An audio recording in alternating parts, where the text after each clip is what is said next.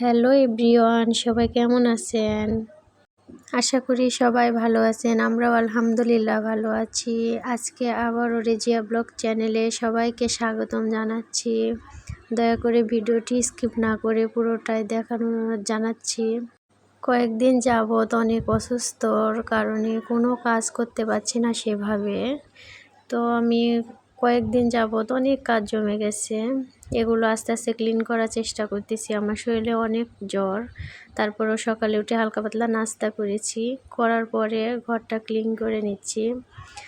এখানে ওয়ার্ডরোবের উপরে কিছু জিনিস রাখা ছিল, তো ইঁদুরে অনেক নোংরা করেছে। আমাদের ঘরে এত পরিমাণ ইঁদুর, তো এগুলো সব ক্লিন করে নিয়ে আমার বিজনেসের জন্য 2টা অলচুকেস কিনছিলাম, সেগুলো ক্লিন করে নিচ্ছি।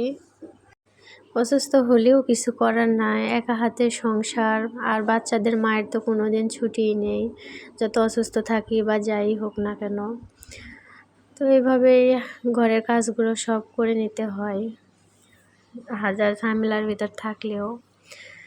বিছানার ঘরটা অফ ক্যামেরায় আমি ঝেড়ে নিয়েছিলাম, তারপরে বিছানার চাদরটা চেঞ্জ করে নিচ্ছি।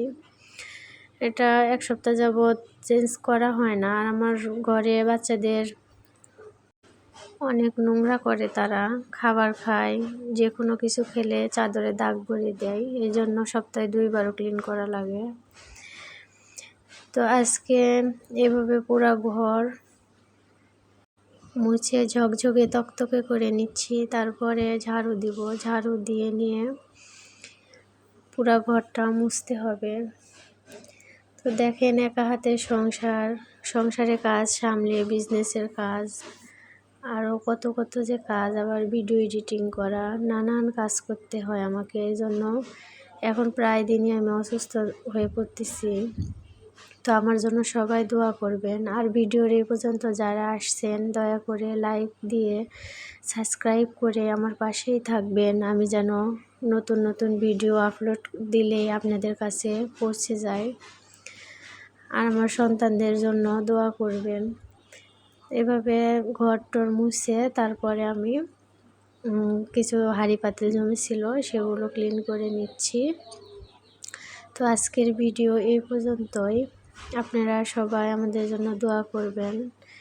পরে আবার অন্য কোনো ভিডিওতে দেখা হয়ে যাবে। আল্লাহ হাফেজ।